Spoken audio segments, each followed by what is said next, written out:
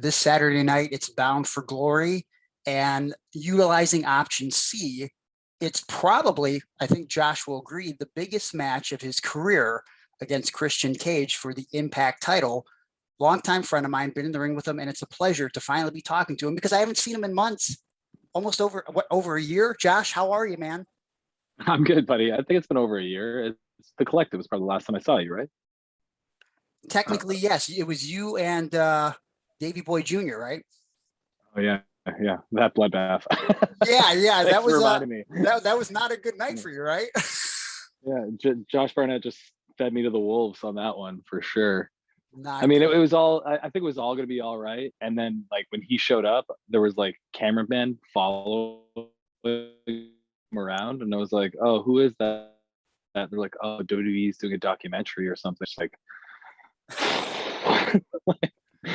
man's got to show up and show out for these cameras. And it's like, my God. All right, cool. Yeah, fun day at the office. Didn't you go to the hospital that weekend?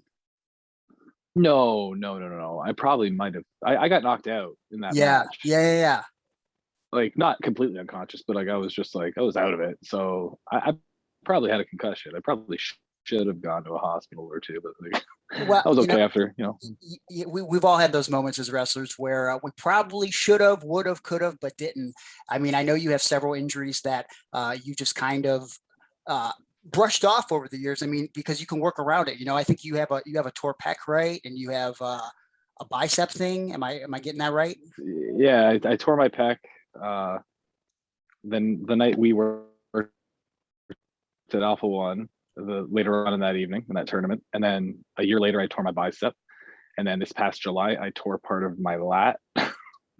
So it's been fun, I wish my muscles would stay in one piece because like aesthetically it's disgusting to look at, but physically I can get through a wrestling match just fine. It doesn't bother me, so Yeah. whatever. As long as you can find ways to work around it, that's what's all about. But you're getting this big opportunity Saturday night, and I mean, it's been what 15 years in the making for you. It'll be 16 in November. Yeah, yeah. That's crazy. And I think you really started your love for wrestling, if I'm getting it right, basically through UWA Hardcore is where it really started for you. I mean, I assume you watched WWF before that, but on an indie level, it was UWA because that was like the biggest thing going in Canada. Yeah, so like my thing that I usually use as a frame of reference is like I discovered TNA on Wednesday nights. And through TNA on Wednesday nights, I found like Loki and AJ Styles and Samoa Joe and all those guys. But then following them, I found Ring of Honor. And I was like, how are these guys wrestling on two different companies? This doesn't make sense. This goes against everything I've ever heard before. So I looked into it and I was just like, oh, they're independent contractors. They can do whatever they want. And I was like, what is this independent stuff? And through that, you find UWA Hardcore, which was probably the biggest promotion that's ever been in Canada as an independent. And yeah, that's how I found a wrestling school. That's how I like started relationships with like, all these people that I still have relationships with. Like I still reference UWA to Matt Cross or talking to Rocky Romero about it like a month. Like it's just like that breeding ground for where this all started. Yeah. Didn't you live pretty close to Joe and those guys? I grew up across the street from them until I was about 12 years old. So it was this like, this is never actually talked about in my wrestling career whatsoever when people ask me about the history of me. And I never reference it for some reason, but like they were older than me by like, I think it was like 8 years and like 12 years. So like I was just like the annoying kid across the street that wanted to be cool like them. Like they had skateboards. I was like, I need to try to skateboard. And it was all like just me watching across the street what they were doing. I wasn't even like hanging out with them. And then all of a sudden they have a trampoline. And this is when like I started talking to them a little bit. So like I was there the day they set up their trampoline. And they were just like, yeah, we're gonna run shows with this thing. And I was just like, I was completely oblivious. I was like 7 or 8 years old. But then like, every so often you wake up in the middle of the night on a Saturday, it's like 11 o'clock and you look across the street. It's like a country town. So like we have long driveways. This isn't like my neighbor. Like just for anybody that's like, how are they making this much noise? But they were running a full show in their backyard with like paid attendance, people going nuts.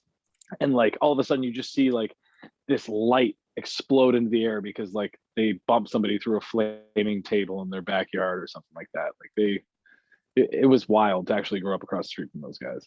Yeah, I can imagine. And then obviously, things evolve into UWA hardcore. And, I feel like when I mention UWA in the United States, not a lot of indie wrestling fans know about it. I really know about it because of Josh and M Dog. And obviously they were homegrown in Cleveland. But I mean, like UWA, I feel like in a lot of ways was really ahead of its time. So for someone that actually got to experience that live in person, explain what that was like, because they brought in guys like Ultimo Dragon, like dudes that did not come to the indies over in the United States very often. Yeah. I have no, like I've spoken to both of them since now, like in the past like 5, 6 years. I've had conversations with both of them.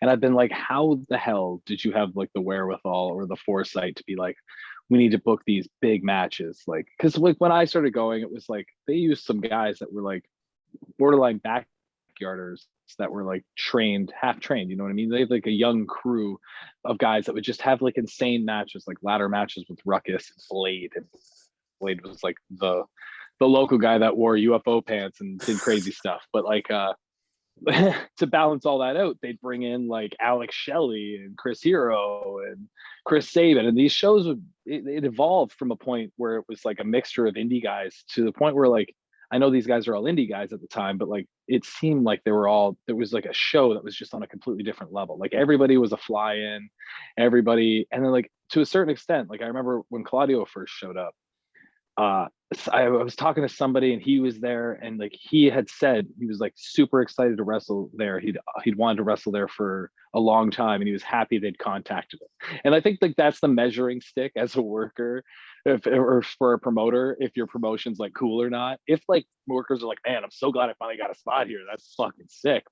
Yeah. Like Claudio was saying that back in like 2007 or whenever I heard it. But yeah, like just like I saw Ultimo Dragon wrestled 30 minutes and I'm back like a month later and it was like Ultimo against M Dog this time or something. And they're like, are you going to that show? I'm like, ah. Like the fact that like this stuff was getting brought in, I was just like, I saw Liger and Okada, Yeah. whatever. But No like big deal. you're seeing that stuff 20 minutes from where you live. It's just like an insane thing to even think about for me. Like I would never promote a show. So the fact that these guys did this, it's just like Yeah, you were spoiled. You were spoiled. And so you're seeing this action, and obviously you're watching the TNA stuff. You're watching WWE. At what point did you decide to get trained? And did you explore a lot of options, or was it just because you trained through Johnny Devine, right? yeah, I started training the day after the UWA show I saw. At like I met a bunch of guys that were training there and stuff. It was like this crazy little group that would go to all the shows. But like I started training the day after. It was like November 5th, 2005 or something like that. And it was at like the shitty backyard school that supplied those half backyard, half trained wrestlers that I was talking about. Like I don't know, there's no better way to put it. It was a place with a ring where people would pretty much train themselves. Yeah. And for the first year of my training and stuff, like I had a lot of people came through there and showed me stuff, and like I was just like a sponge. I was there every single day, completely obsessed. So I got trained there, and then I was already working shows and stuff.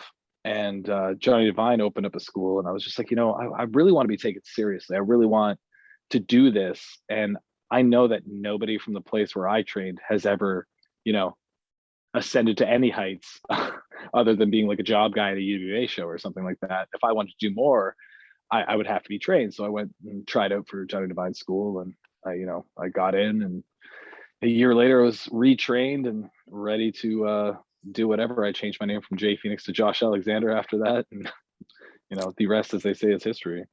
I was going to ask you, I've never asked you personally, what was the origin behind the Jay Phoenix name? Couldn't tell you, man. I, No reason at all. I mean, anybody that knows me really well knows that like creativity wise, like other than putting together a match and like, that stuff, like you could ask me like, I can't come up with anything. Like right now, you're like, I just like, I draw blanks left and right. You ask me what my wrestling name is, I'd be like, I really don't care. Call me whatever you want. Like whatever NXT 2.0 name you want to name me, go nuts. It's fine. Like I think I looked around the room and I was like, I don't want Josh, but I'll keep the J. And then I was like, oh, so I'll use J. Okay. And then like I looked around and I think I had like a comic book lying around or something. It was like an X-Men comic. It was like, oh, Jay Phoenix. Oh. I love it. Simpler than you would think for a wrestling name. So then you changed to Josh Alexander. And listen, there's so many things we can talk about, but I know we have only so much time. You talk about your lack of creativity for anything outside of pro wrestling, but I feel like your creativity in the ring is second to none. I mean, there is a short list of guys that I talk about that I've been in the ring with that I feel like have not only raised me to another level, but a level that I didn't think I was capable of. And it's like Silas Young and Johnny Gargano and you. I mean, like you are on another level, man. And it's just like one of the things that's really become your specialty. At least I feel like you've done 100. You're known for this hour-long Ironman match that you did recently in Impact with TJP, which was incredible, and especially in front of no people. But you've done a lot of hour-long matches, and some that are damn near close to an hour.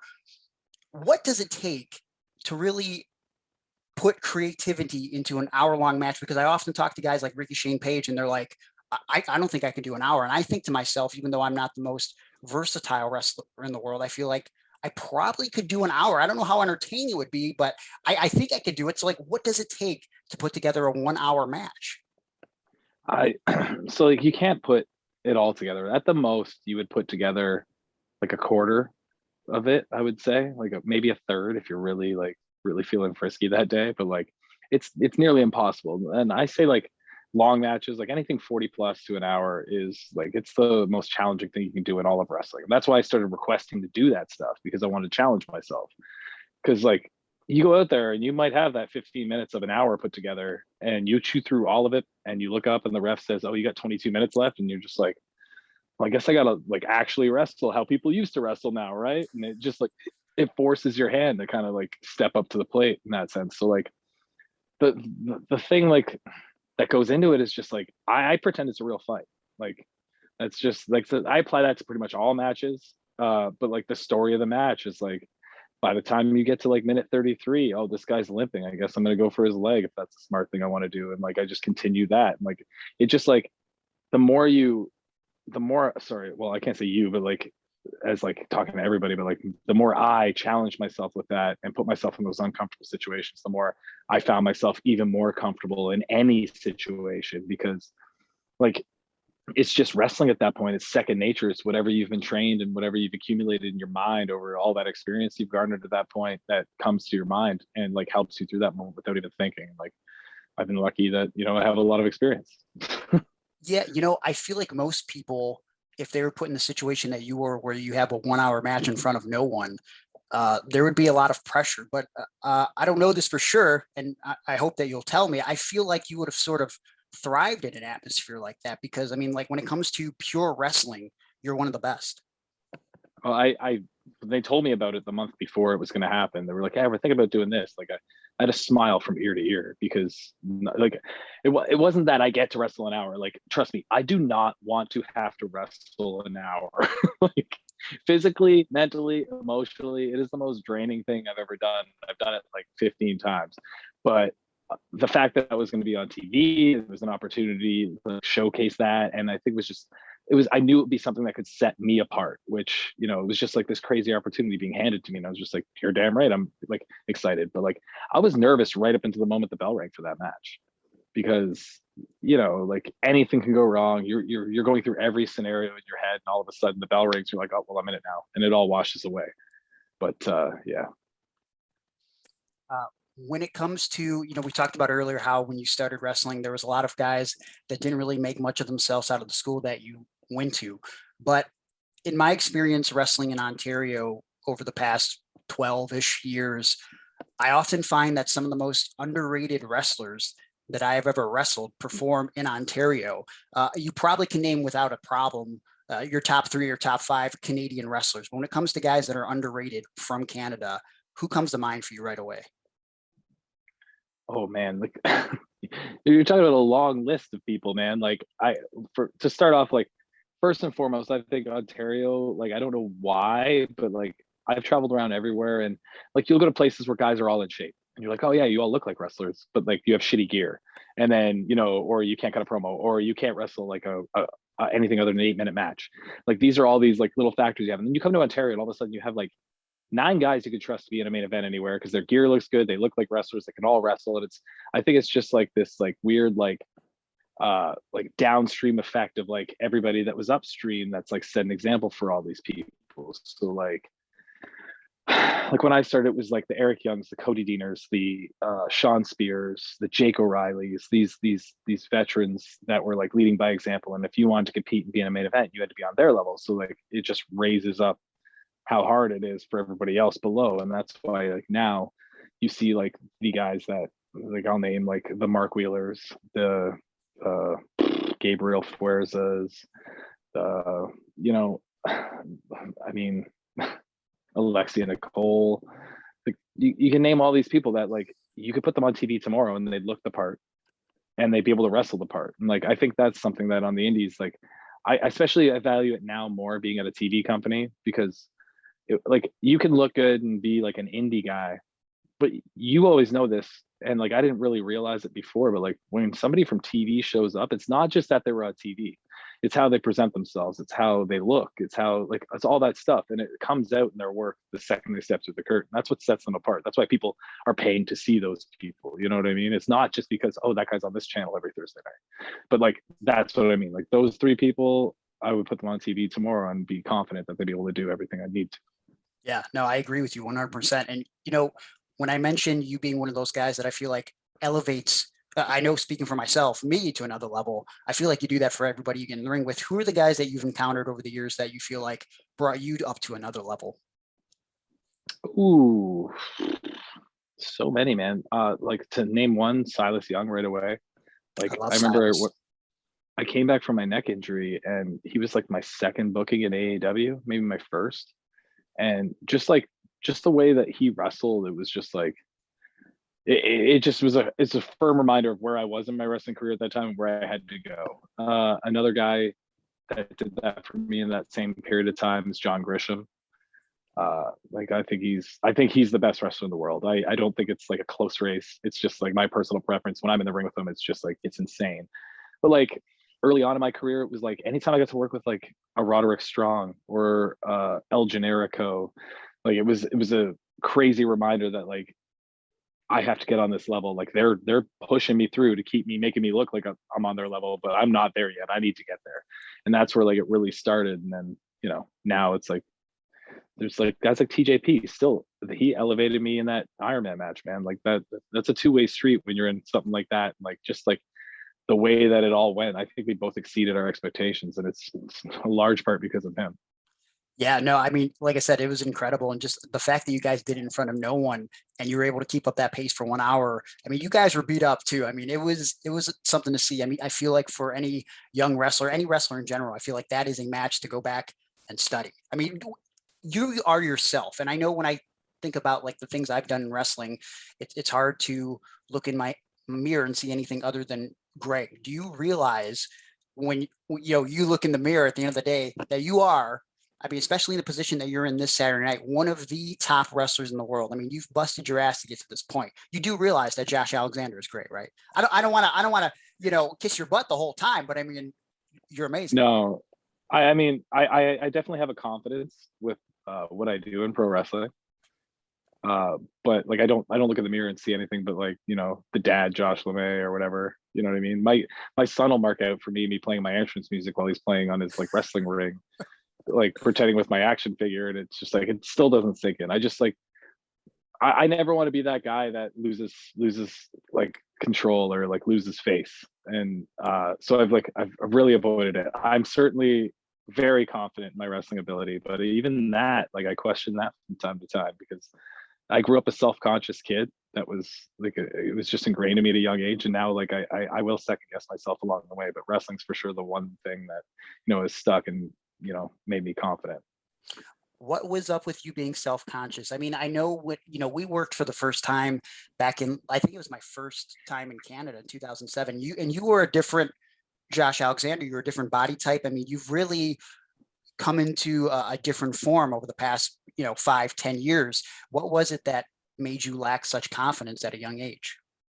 I was like a near 300-pound kid in high school, and I was like the obese kid from middle school on through, and it was just growing up being teased all the time, and like you don't know how to like digest any of that when you're like 10 years old. You don't know that like now I can give my, like, if that happens to my son, I can give the advice and be like, trust me, dude, when they're like 25, they're gonna message you on, they're gonna DM you on Instagram and apologize for this, and it's gonna mean nothing to you. So like, Yeah. you know, it'll all come around when people grow up, but it's just people mature at different levels. And like, so like that was just ingrained in my head. And like wrestling doesn't help because wrestling's such like a weird body business that like, you know, you're never good enough. You're never in good enough shape. You're never big enough. You're like, there's always somebody walking around like Buddy Murphy looking like he's like straight out of an action figure packet. And you're like, Yeah. well, Yeah. I don't look anything like that. Like, you know what I mean? But like, yeah, it was just like a thing from being a child and being teased.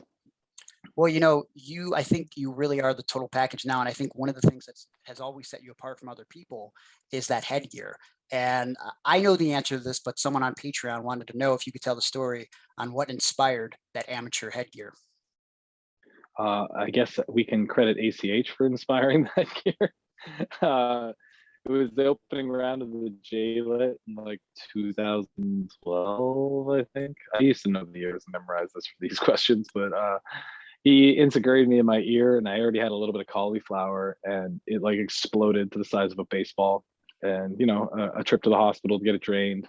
Then I came back and wrestled in the second round of the tournament twice, and well, the second match didn't really count, but I aggravated it enough to the point where by the time I got home to Toronto, my ear was now the size of a softball, which is bigger than a baseball for anybody that's wondering. And I needed to get surgery. And through that surgery, they told me I couldn't aggravate my ear, like have it touched or anything for like 3 months or 6 months. I can't remember what it was. And I was like, well, I got to wrestle at C4 in Ottawa in 2 weeks, guys. Like, this is not happening. I need my $75 no trans or whatever the fuck it was at the time. I just need to wrestle. Yeah. So like I went online, bought a headgear, and I was like, I'll just wear this there, you know, no problem. And like when I ordered, I was just like, I'm gonna look like such a like a goofy, like just wiener out there wearing this like headphone thing or whatever. And like, you know, it didn't help when I came out, people were like chanting headphones and Princess Leia and whatever at me. But by the end of the match, I noticed that nobody was saying anything. They were just clapping for the match because it was like wild. And then I remember I came to the back and Ethan Page was the one who's like, you got to keep wearing that. Like, it looks badass. And I was just like, there's certainly like when I say I'm not creative, like I can look at myself and be like, I don't look cool. Like that's the answer all the time. I never think I look good or cool or anything like that. But like Ethan Page is a very creative person who like has an eye for certain things. And so like I've always trusted him wholeheartedly with that stuff. So he said it and I was just like, yeah, you're right. Okay, cool. Yeah. That was it. I love Ethan Page. Obviously, working for Alpha One has been one of the funnest experience of my career, and one of the greatest things that I've gotten to witness is seeing you two grow as a tag team. And obviously, you know, that went from the Indies, you guys being the Monster Mafia, to becoming the North and Impact. But when Julian is going to make that move to AEW, when that is on the horizon, was there fear about being a singles wrestler in Impact? Yeah, yeah, for sure. Because like all my experience in Impact up to that point had been as a tag team, whether it's a promo or you know a tag match, or even when I had singles matches, because I had plenty of like high like marquee singles matches in Impact up to that point. He was always there to share in whatever the stress or the pressure or anything like that. So like when he's leaving, it's just like, oh, I have to maneuver this whole locker room and all this myself. And that's an interesting thing to look at. But then you also have to be like, I'm a singles wrestler now. They might not know what to do with me. I might not get an opportunity. I might be sitting on the bench forever. And like, if you know probably well enough just by knowing me how much as you do, that sitting on the bench is the last thing that I want to do. So that was my biggest fear. Yeah, well, you definitely got those opportunities. And one of those big opportunities they got this year was becoming the X Division champion. And you talk about how you're inspired by guys like Samoa Joe and AJ Styles and those guys growing up. What does it feel like to be part of that lineage of that X Division championship now? It's that's like the one thing that I would have before my career started or whatever. Like when I first started, the one thing that would have been on my bucket list was to be X Division champion. Like that would have been like the highest height I think I could have ever reached, or given myself enough credit to ever reach on a certain day or anything like that. So like knowing that I accomplished it and that I was able to put together like this run that a lot of fans regard as like, you know, a sick ass run of awesome matches and stuff like that, to like kind of bring it back to what it was. back in the day when I was a fan. Like that's really cool to me. Yeah, becoming the X Division champion, seeing you do that was something that I was super pumped for. But we fast forward, and now we're here this week, and it's going to be you versus Christian for the Impact Championship in the main event of the biggest Impact show of the year. And it's one of those things that if you would have said this a year earlier, it couldn't have been possible because Christian could never wrestle again. And then if you said this 10 months earlier, you couldn't say that because Christian was in the WWE. And now, that door is open and he's part of AEW technically, but he wins the Impact title from Kenny Omega. And now he's in Impact. And now you use option C and it's you and Christian. So talk to me about this build up to this match and how, it's got to be surreal for you to know that it's going to be you and probably one of the most underrated wrestlers of all time, Canadian wrestlers in general, one-on-one main event of Impact. I mean, the whole situation on its own is crazy. If you take Christian out of this, me being in the main event of Bound for Glory, if you told me that 6 months ago, I would have laughed in your face. If you told me, I don't think it's like I want to dream big or anything like that, but it's just like I'm trying to be a realist with all this stuff, and the fact that this is all happening is crazy to me. And then you insert Christian into it and the world championship into it, and it's even more monumental, clearly. But yeah, I don't know quite how to attack this properly. Christian, like being a Canadian and stuff, like he was a guy that when I was 10 years old, I saw him fall through tables in Madison Square Garden, and I was just like hailing from Orangeville, Ontario, and that was like 10 miles from where I live. And I was like 10 years old being like, that guy's from that. Oh my God, I know where that is, blah, blah, blah. Maybe I know somebody that's his cousin or something. Like you do that like weird like kid shit. And then like now to be like stepping in the ring with him, like certainly the biggest match of my life, bar none, biggest opportunity, most eyes that are going to be on me. There's all this pressure. There's all these nerves and stuff that are in me right now that, like I said, much like the Iron Man match, the second the bell rings, they're all going to wash away. And I know that, but yeah, it's all surreal for sure. And in saying that, I want to just really emphasize that I'm very confident that I'll be fine in that situation though. Yeah, I think you will be too. And I'm super looking forward to it. One of the coolest things about you winning the X title not too long ago was I remember your wife Jade posted a video of the kids watching you win the belt. So now my question is, we don't know if you're going to win or lose, but are they going to be watching on TV or are they going to be there in person? My wife and 2 children will be there in person. Hopefully, I'll squeeze them into the front row if I can make that happen. But yeah, so one way or another, they'll be crying at the end of that match. It's either because I lost or I won. So now, does that put added pressure on you to have your kids there in person watching you wrestle? Yeah, added pressure and just this added factor of something in the back of my mind that I'm thinking about indirectly. I mean, everybody could take a bad bump and look over and hope that they're not okay. Like I don't have to do that when they're watching at home. I just know that that's my wife's problem. But like now it's both of ours. We're sharing in that. But yeah, there's certainly added pressure. Like the way I put it is like everybody watching this could be counting me out and being like, I've heard of Christian, he's a legend. I don't know who this Josh Alexander guy is or whatever. You know what I mean? They can do that or say that whatever they want. But there's 2 people or 3 people that are going to be there that night that are not counting me out. In fact, like they expect me to win. So, I'm wrestling for those 3 people at that time. So. Well, I can't wait to see what happens, but I want to start wrapping this up. But before we go, do you mind if we do some rapid fire questions? No, not at all, man. All right. Well, first, let me get a couple from Patreon. Mitch was the one that asked about the headgear earlier, but Double J over on Patreon asked, what was and is your process when it comes to marketing yourself to new promotions? If you did something particular when you started that maybe you regret, or today I feel like you don't really have to. If you're a humble guy, which I know you are, I know that over the years, I've just reached out to people. I'm like, hey, I'm Gregory Iron. I'm looking for an opportunity. And they're like, hey, I know who you are. I'm just trying to stay busy. I don't want to seem like a dick. Like you should know who I am. People should know who you are at this point. But when you started, what did that process look like for you? Was it still the year of sending out DVDs or just showing up to shows? And what was it? I just showed up to shows and set up rings. I did that for like 5 or 6 years. Like I would be main eventing some indie shows and I'd still be there early setting up the ring. I just have this weird anxiety that is only cured by me being at least 3 hours early for everything. And I see people set up the ring. I'm just gonna help set up the ring. But like that's how I network that way. And then later on in my career, like if promoters reach out to me, like even to this day, I tell them my price and I say, that's my price, whether you make me wrestle for 8 minutes or 60 minutes. I don't care, but that's what it is. Yeah. And like, I find that like, that really like hammers at home that like, I'm not afraid to work because a Yeah. lot of people are, and you know what I mean? It helps me there, but yeah.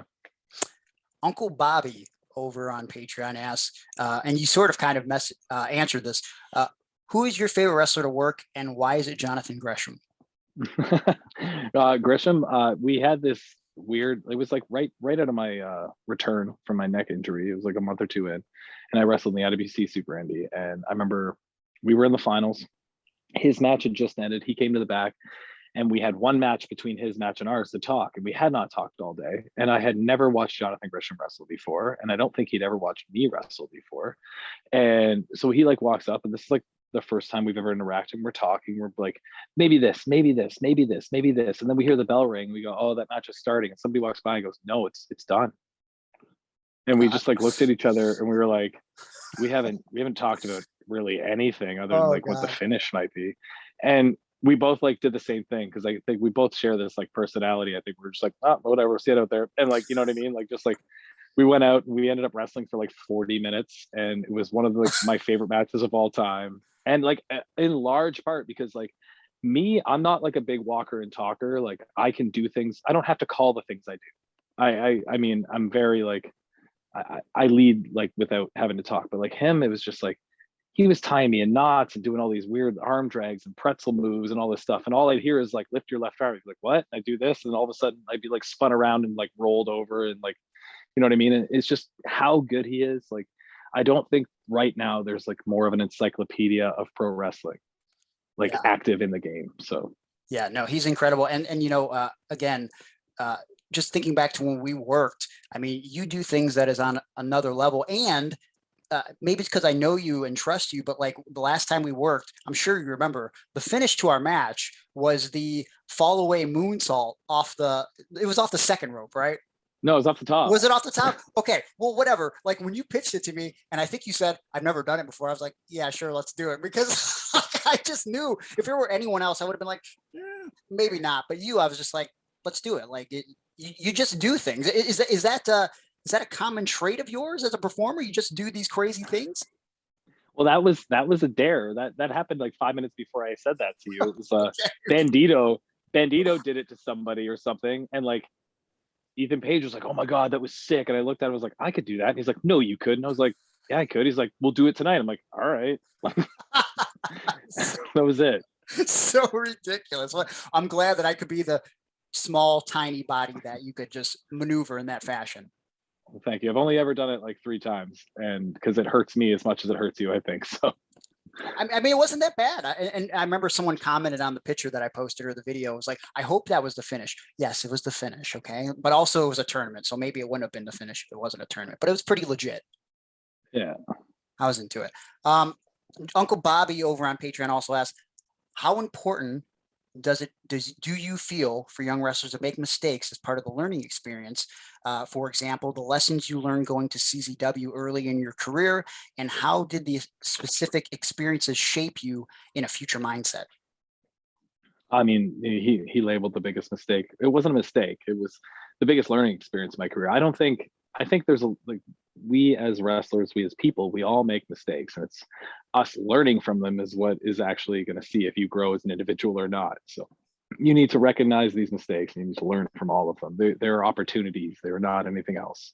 So like me going to CZW prematurely and just getting horribly booed out of the building and all this stuff was it was a check to my ego, and it was also a lesson that to be in America, to be on that stage, you better be ready, because there's a lot more eyes on you, there's a lot more influential people around and stuff like that. So that's why I stayed in Canada for half a decade before I showed up at AIW again when I came back down to America. But all mistakes are just opportunities to learn something. So I think they're very important.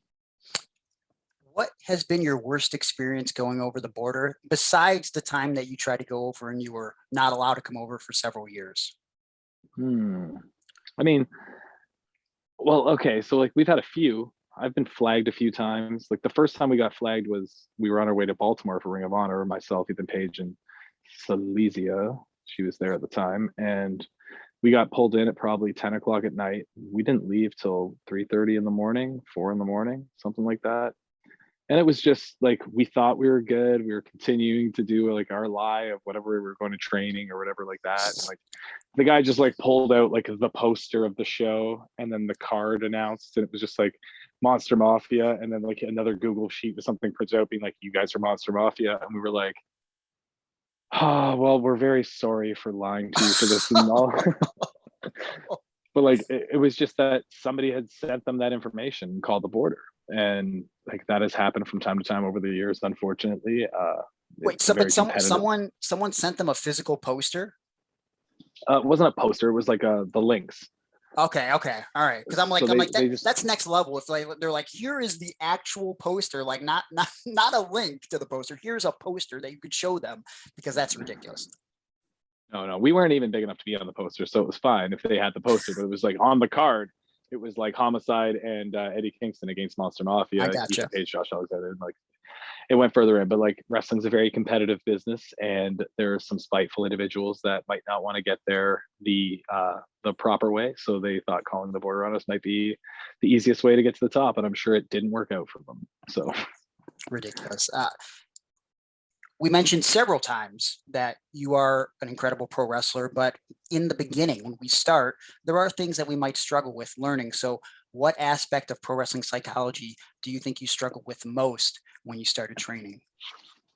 hmm, I don't know. This is not me saying like I was immediately good at everything. Like we wrestled in 2007. You know, we were definitely both dog shit at some point in time. But like, Yes, yes, you know, I every match I watch that has happened, like if I go back and watch something from 6 months ago, I'm gonna shake my head. I'm gonna be like, oh man, I wouldn't same. do that this way or this thing.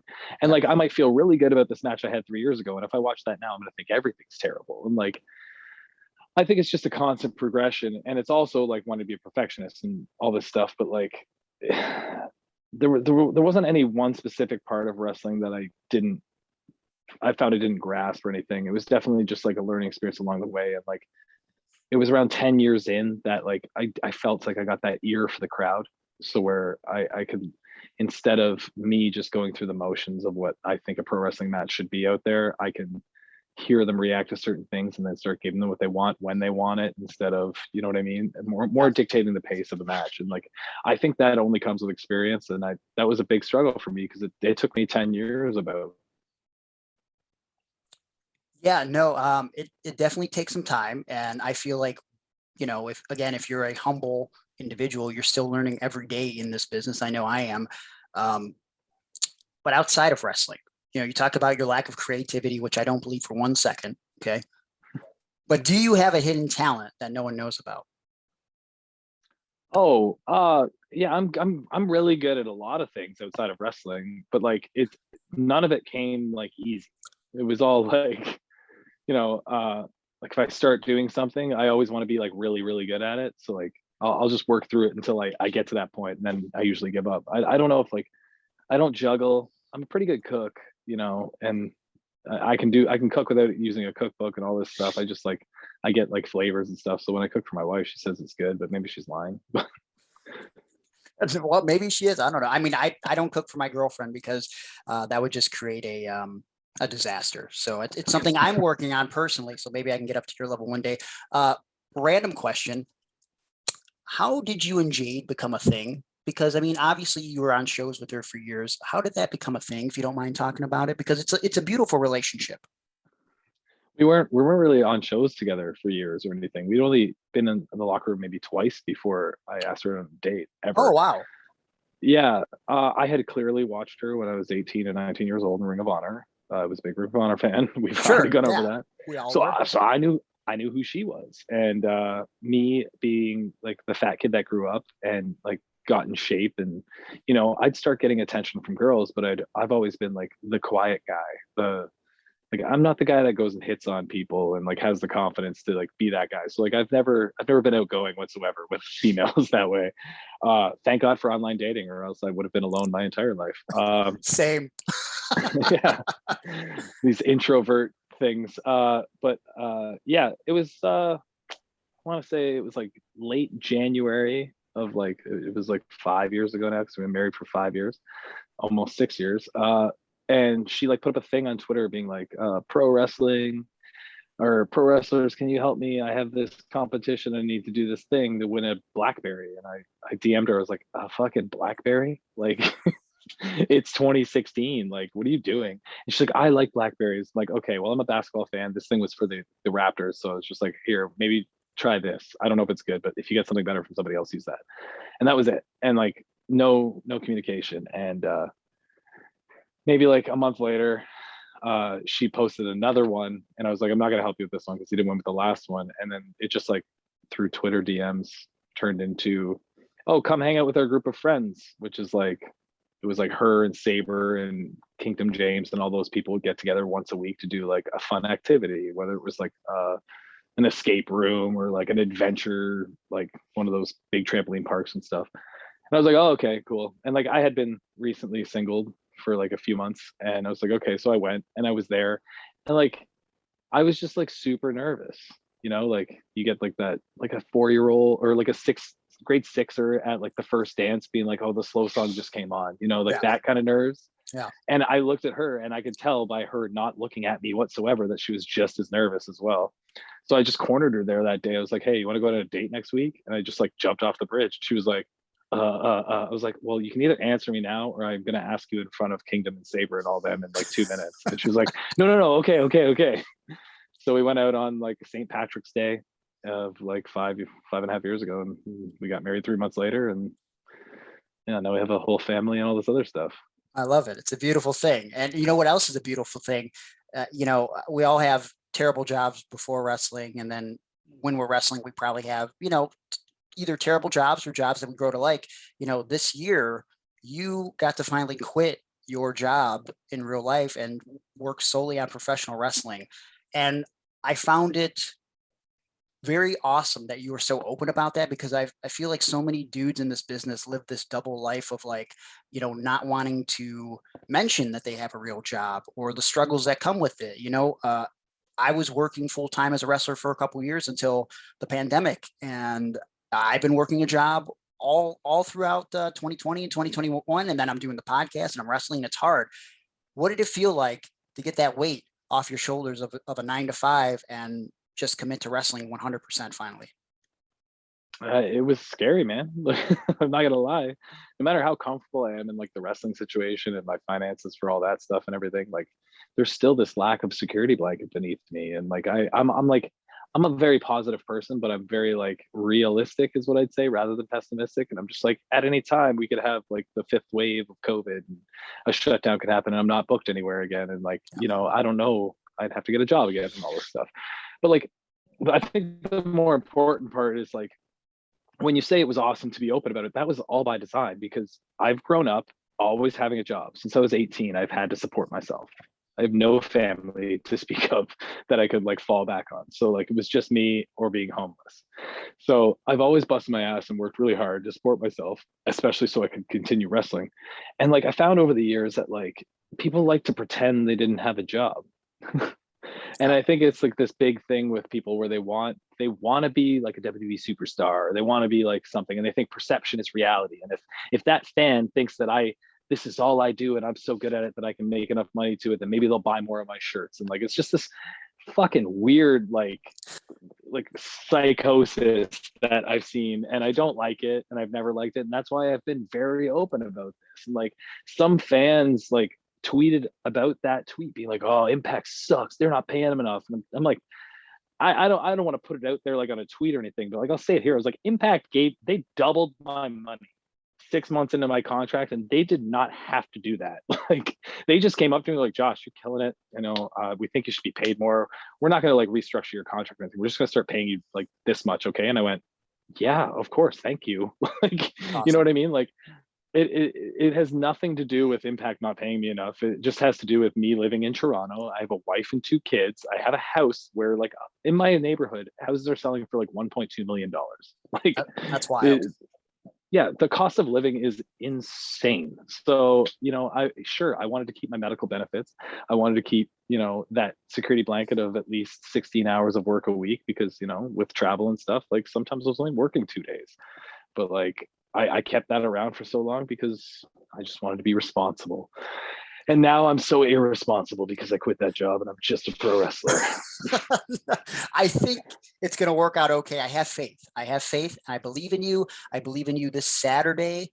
Bound for Glory, Christian Cage. It's going to be one hell of a match. I'm going to be on the road, but I assure you that I will watch that match at some point this weekend. I'm looking forward to it. I can't thank you enough for taking the time to talk with me. One last thing before we go, though. I think you probably don't realize this, but you're inspiring to a lot of people how hard you've busted your ass, where you're at today as a professional wrestler, who you are as a human being. What inspires you to keep going, Josh? Oh man, I just don't think I have any other option, man. That's what it is. It's just like it's not that like I have a singular focus of pro wrestling or anything. It's just I've always been like this kind of like space cadet, like where I just like I wander and I let life take me where it wants. And once it found wrestling, this has been the only thing my life is like kind of pursued. And like if anything ever came by that was of any interest to me, that would have like taken my like attention elsewhere, it certainly would have, because that's happened my entire life. Like I'm just along for the ride now, especially coming back after like the retirement stuff, and I take it stride, and it's just like every opportunity, every cool thing I get to do is just like it's all bonus for me now, and like that's where I make the best of it. And like clearly I want to be successful, clearly I want to like make money, I want to do all this cool stuff, I want to main event the Tokyo Dome or like all this other like whatever. I would love to do all that, but like if that doesn't happen, it's not going to upset me anymore. So like this is just me living my life, being happy, being a pro wrestler. What I love to hear. And man, I can't thank you enough for this time. I can't thank you enough for your friendship. And we're happy that we are along with the ride for you. And the best is yet to come. Saturday night, you and Christian Cage, Bound for Glory. Can't wait to see it. And I can't wait to see you in person sooner rather than later, my friend. I agree. We need to make that happen. Yeah, man.